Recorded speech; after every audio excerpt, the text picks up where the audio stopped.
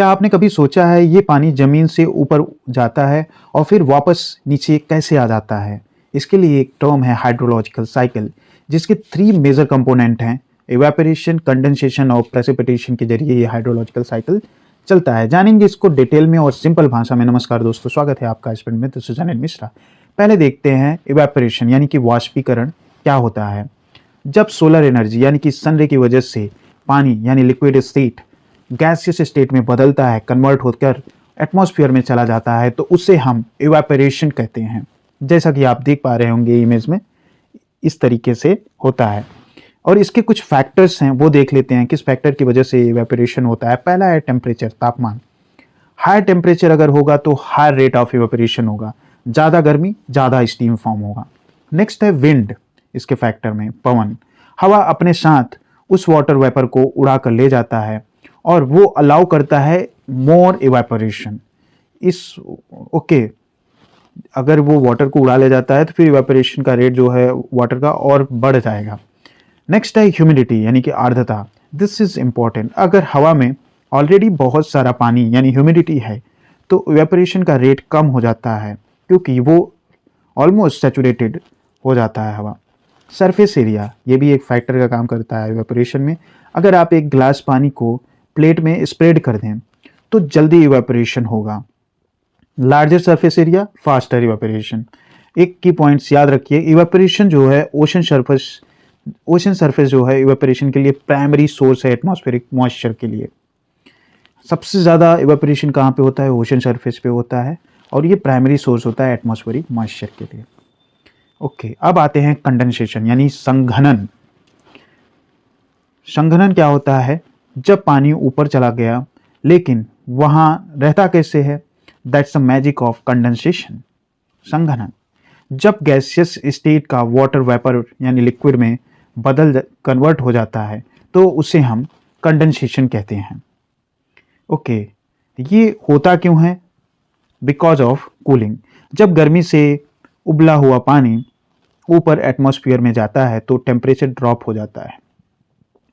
एक पॉइंट आता है जहां हवा और ज़्यादा वाटर वेपर होल्ड नहीं कर सकती। इससे टेम्परेचर को ड्यू पॉइंट कहते हैं।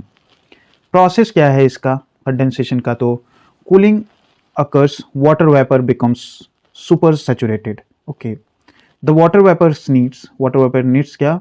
Surface to stick to. मतलब ये सरफेस क्या होता है? They are tiny particle called hygroscopic condensation nuclei.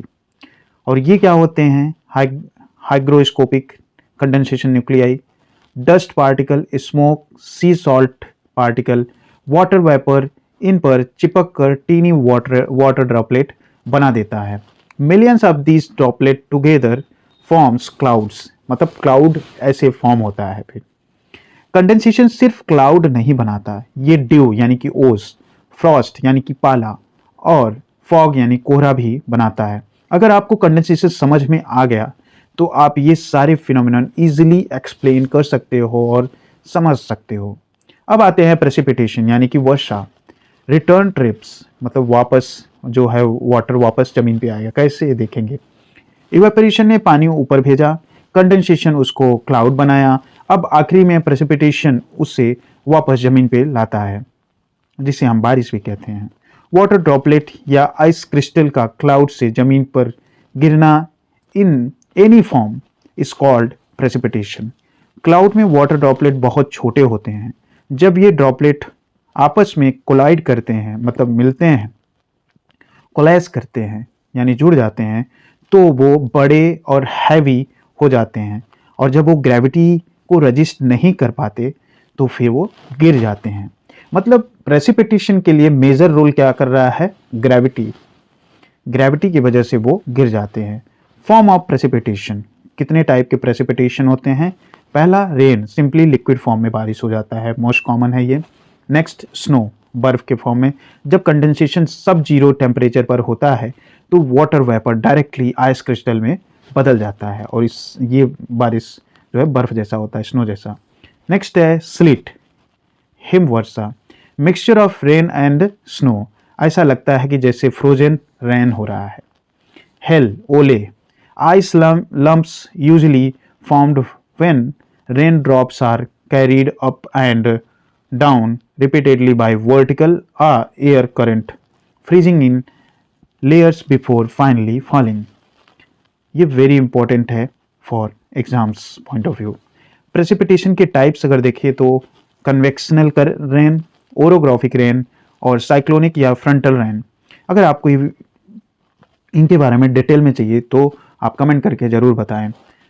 Next इसको क्विक रिवाइज कर लेते हैं हाइड्रोलॉजिकल साइकिल को। इवेपोरेशन यानी पानी को, वाटर को गैस में बदल देता है। कंडेंसेशन में क्या होता है, कूलिंग से उस गैस को वापस लिक्विड क्लाउड बना देता है।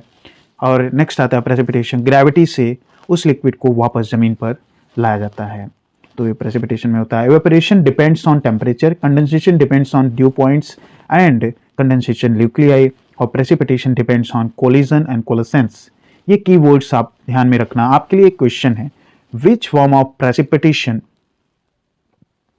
Is most likely to occur in hot humid summer and why? Comment में ज़रूर लिखिएगा। और वीडियो पसंद आया तो लाइक शेयर सब्सक्राइब जरूर करें। मिलते हैं नेक्स्ट वीडियो में। जय हिंद।